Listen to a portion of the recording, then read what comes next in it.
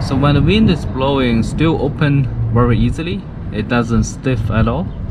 You see that inside the hinge is made of metal, so I don't think it's gonna break easily. And when it close, because it got foam, so it's not like a big noise, but still got some noise. You see.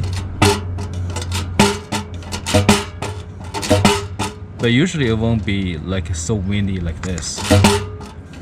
But just like this, I don't think it's a problem. Very good product. I'm happy with it.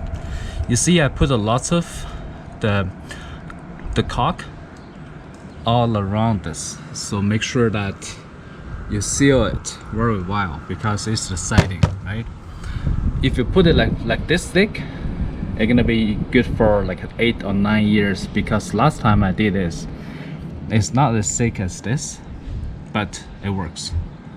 Just make sure there's no leaks, and you put a screw in, 4 screws all tight, and the job's done. I like it, highly recommend it.